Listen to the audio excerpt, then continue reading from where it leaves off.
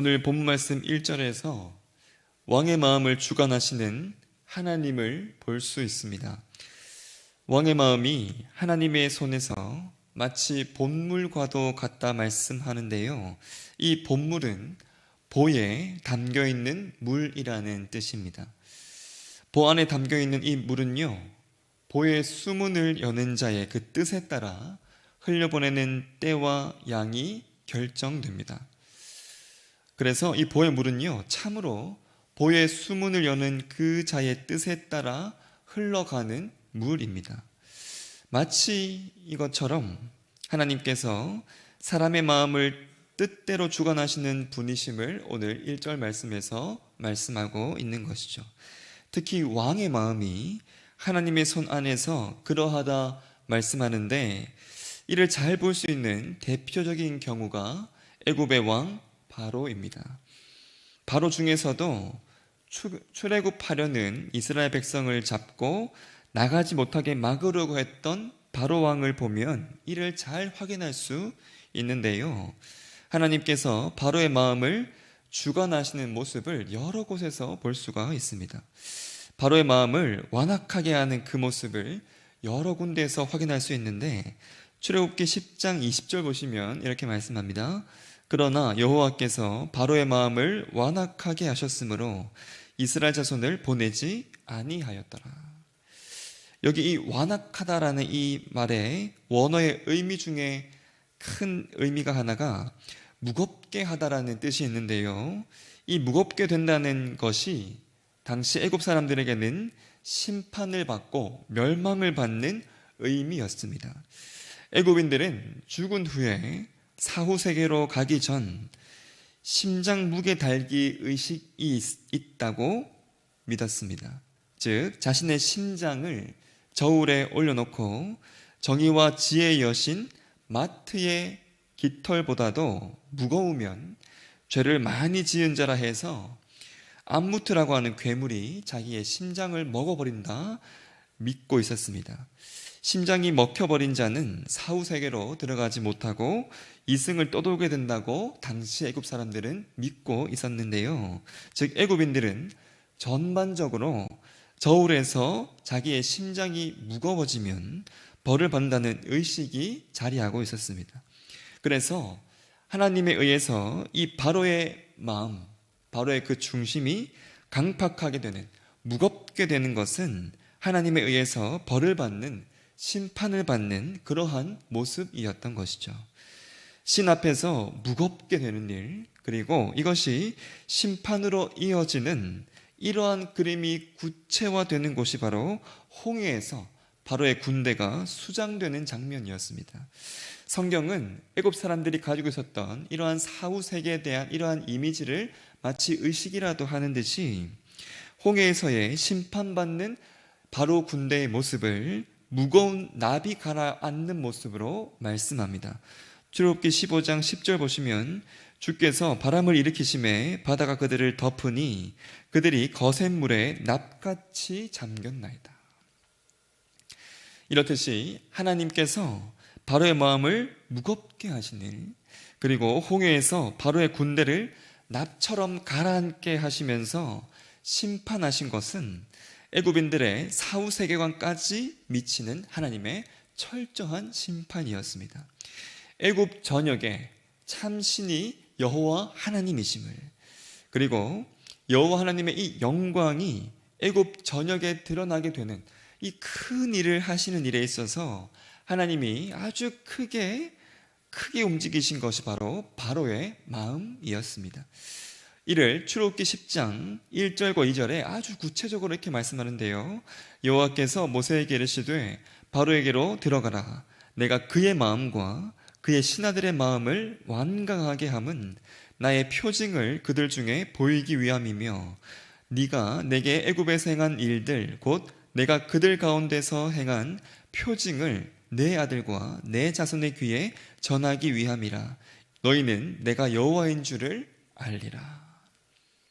이를 통해서요, 우리가 분명히 알 수 있는 것은 하나님이 여호와이심을 나타내시기 위해, 그리고 하나님의 일하심을 분명하게 드러내시기 위해 하나님께서 주요하게 다루시는 것이 바로 이 마음이라는 사실입니다. 사람의 마음, 특별히 왕의 마음까지도 하나님에 의해서 진정 좌우됨을, 그리고 이 마음으로부터 인생의 수많은 결정들이 좌우됨을 이렇게 우리가 분명하게 볼 수 있는 것이죠.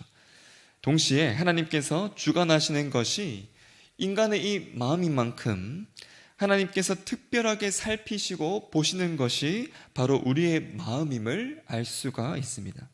그래서 눈에 보이는 것보다 눈에 보이지 않는 이 마음을 하나님이 감찰하신다는 것을 오늘 본 말씀 2절 말씀에서 이렇게 말씀합니다. 사람의 행위가 자기 보기에는 모두 정직하여도 여호와는 마음을 감찰하시느니라. 하나님께서 이 마음을 얼마나 중요하게 여기시는지를 여러분 3절 말씀에서도 이렇게 3절 말씀 보시면 하나님께 제사를 드리는 것보다 하나님 앞에 바른 마음으로 정의와 공의를 행하는 것을 더 기뻐하신다 말씀하실 정도였습니다. 하나님이 정말 그러한 분이신지, 그리고 하나님 앞에 마음이 바르지 않는 자, 그래서 공의와 정의를 실천하지 않는 자가 어떻게 되는지를 아주 분명하게 볼 수 있는 예가 바로 사울 왕입니다. 왕으로서 공의와 정의를 제대로 지키지 않았던 자, 동시에 하나님께 드리는 그 제사에 있어서도 마음이 바르지 않았던 자가 바로 이 사울 왕이기 때문입니다. 먼저 바른 마음과 바른 중심으로 정의와 공의를 행하지 않는 사울 왕의 모습을 우리가 잘 볼 수 있는데요. 사울은 사무엘 선지자를 통해서 아말렉을 철저하게 진멸하라는 하나님의 분명한 뜻을 들었던 자입니다. 하지만 이 사울은 아말렉을 진멸하기를 즐겨하지 않고 좋은 것을 남기는데요. 이를 질책하는 사무엘을 향해 사울이 했던 대답을 보면 이렇게 일어난 일에 있어서 아주 공정한 판단을 하지 않는 모습을 볼 수 있고, 자신의 잘못을 마치 백성의 잘못인 양 핑계하는 모습을 볼 수가 있습니다. 사무엘상 15장 21절에 이렇게 잘 말씀하는데요. 다만 백성이 그 마땅히 멸할 것 중에서 가장 좋은 것으로 길갈에서 당신 하나님 여호와께 제사하려고 양과 소를 끌어왔나이다 하는지라. 이렇게 사울이 말하고 있었습니다. 사울의 이 말에서 먼저 하나님 앞에 바르지 않는 마음, 그리고 백성들의 핑계를 대면서 백성들 앞에서도 바르지 않는 그 마음을, 즉 정의와 공의를 행하지 않는 이러한 마음을 볼 수가 있는 것이죠. 이러한 사울을 향해 하나님은 그를 왕으로 세우심을 후회하시는데요. 이때 사무엘이 사울을 향해 오늘 본 말씀 3절과도 같은 말을 합니다. 사무엘상 15장 22절에 사무엘이 이르되 여호와께서 번제와 다른 제사를 그의 목소리를 청종하는 것을 좋아하심같이 좋아하시겠나이까. 순종이 제사보다 낫고 듣는 것이 순양의 기름보다 나으니. 왕으로서요, 하나님의 이 말씀을 온전하게 행하지 않고 오히려 삐뚤어진 그 마음을 가지고 정의와 공의를 행하지 않았던 이 사울 왕이 하나님께 드리는 제사에 있어서도 바르지 않는 마음을 가지고 있었음을 블레셋이 쳐들어왔을 때를 통해 알 수가 있습니다.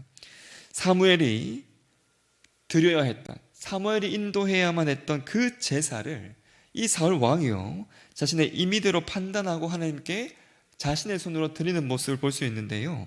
사무엘상 13장 12절에 이렇게 말씀합니다. 이에 내가 이르기를 블레셋 사람들이 나를 치러 길갈로 내려가겠거늘 내가 여호와께 은혜를 간구하지 못하였다 하고 부득이하여 번제를 드렸나이다 하니라.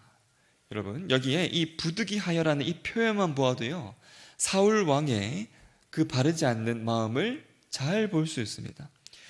전쟁에서 이기는 것보다 하나님께 온전한 마음으로 제사를 드리기를 가장 먼저 원했다면 결코 사울은 이렇게 하지 않았을 겁니다.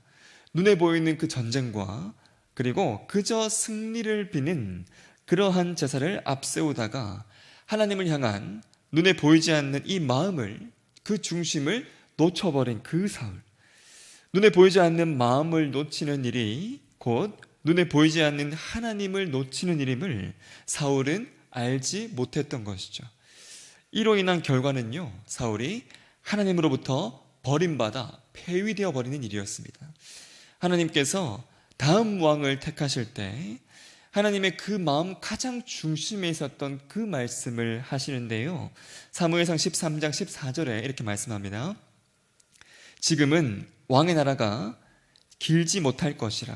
여호와께서 왕에게 명령하신 바를 왕이 지키지 아니하였으므로 여호와께서 그의 마음에 맞는 사람을 구하여 여호와께서 그를 그의 백성의 지도자로 삼으셨느니라 하고, 즉 하나님 앞에 이 마음이, 이 중심이 얼마나 중요한지를 이렇게 말씀해 주고 있는 것이죠. 여러분, 하나님 앞에 이 마음이, 이 중심이 참으로 이렇게 중요합니다. 특별히 왕의 마음이 중요한 것은요, 왕의 이 마음이 백성들의 삶에 심대한 영향을 끼치기 때문입니다. 백성들의 삶이 이 왕의 마음에 달려있다, 왕의 마음에 의해서 결정된다 해도 과언이 아닌데요, 사람과 사람 사이에도 이 마음이 이렇게 중요한데 하나님과의 그 관계 속에서 이 마음이 얼마나 중요한지를 우리가 앞서 이렇게 살펴보았습니다. 그러하기에 이스라엘 백성들에게 가장 중요했던 것이 하나님 앞에 어떠한 마음을 가진 왕을 만나느냐였습니다. 하나님 앞에 마음이 바른 왕이 이스라엘을 다스렸을 때의 그 모습들과 그렇지 않았을 때의 이스라엘의 모습은 천지 차이였기 때문이었습니다. 바알과 아세라 우상으로요, 이스라엘 전역을 물들였던 아합과 이세벨이 다스렸던 바로 그 시기, 나봇의 포도원을 빼앗는 그 모습만 보아도 이스라엘 백성이 얼마나 암울했는지를 살펴볼 수 있습니다. 하나님을 향한 바른 마음을 가지지 않았던 왕과 왕비가 다스렸을 때 이스라엘이 얼마나 어두워질 수 있는지를 잘 보여주는 것이죠. 하지만 하나님께 마음과 중심을 올바르게 하기 위해서 그래도 부단히 노력했던 다윗 왕이 다스릴 때에 이스라엘은 어떠했습니까? 하나님 마음에 합한 다윗이 이스라엘을 다스릴 때 이스라엘은요, 가장 강력했고요, 가장 부유했고 가장 안전하였습니다. 이 다윗에 대해 하나님께서 말씀하실 때 하나님의 이 마음에 합한 자임을 말씀하는데요, 신약에서도 바로 이것을 언급하고 있습니다. 사도행전 13장 22절에 이렇게 말씀합니다. 패하시고 다윗을 왕으로 세우시고 증언하여 이르시되 내가 이새의 아들 다윗을 만나니 내 마음에 맞는 사람이라 내 뜻을 다 이루리라 하시더니. 여러분, 그러하기에 하나님 앞에 바른 마음을 가진 왕을 만나는 것, 이것이 백성들에게는요 가장 큰 복입니다. 하나님께 바른 마음으로 하나님의 그 뜻을 온전히 이루는 왕, 이러한 왕을 나의 주, 나의 왕으로 다스리는 바로 그것. 여러분, 그런 왕이 다스리는 그 나라에 진정 임하는 그 평안을 누리는 것이 백성된 자로서 가장 큰 복이기 때문입니다. 그러한데요, 바로 이러한 왕, 가장 하나님의 뜻을 온전히 이루시고 가장 온전한 평안을 허락하는 바로 이러한 왕이 우리에게 오셨습니다. 하나님께서 직접 우리에게 찾아오셔서 이러한 왕이 되어 주셨습니다. 상황에 따라 달라지고요, 임의대로 행하는 사울과 같은 그런 왕이 아닌 무슨 일이 있어도 변치 않으시는, 그런 상황에서 온전한 공의와 정의를 행하시는 그 하나님의 모습을 사무엘상 15장 29절에 이렇게 말씀합니다. 이스라엘의 지존자는 거짓이나 변개함이 없으시니 그는 사람이 아니시므로 결코 변개하지 않으심이니이다 하니. 저와 여러분의 왕 하나님은 이러한 왕이십니다. 이러한 왕의 백성으로 살아가는 그 복을 저와 여러분이 누리고 있는 것이죠. 온전하고 완전하신 왕과 함께 함께 살아가는 자로서 오늘 본 말씀 4절부터 나오는 모습들, 눈이 높은 것, 마음이 교만한 것, 속이는 말로 재물을 모으는 그러한 모습, 그리고 남의 재앙을 원하는 이러한 모습들이 혹 내 마음에, 내 삶에 은연중에 자리하고 있다면 여러분 이 새벽 기도하실 때 나의 약하고 나의 악한 이러한 모습을 변화시켜 주시옵소서. 참 왕이신 하나님 앞에 보이지 않는 나의 이 마음, 나의 중심을 온전하게 바르게 지키며 나아갈 수 있는 그러한 은혜를 나에게 허락하여 주시옵소서. 그리하여 마음이 바른 자, 마음이 중심이 바른 자와 늘 함께 하시는 그 하나님과 오늘 이 하루도 충만히 함께한 은혜를 허락하여 달라고 간절하게 구하며 나가는 이 새벽 되기를 간절히 소망합니다. 다 함께 주기도문 하겠습니다. 하늘에 계신 우리 아버지, 아버지의 이름을 거룩하게 하시며 아버지의 나라가 오게 하시며 아버지의 뜻이 하늘에서와 같이 땅에서도 이루어지게 하소서. 오늘 우리에게 일용할 양식을 주시고 우리가 우리에게 잘못한 사람을 용서하여 준 것 같이 우리 죄를 용서하여 주시고 우리를 시험에 빠지지 않게 하시고 악에서 구하소서. 나라와 권능과 영광이 영원히 아버지의 것입니다. 아멘.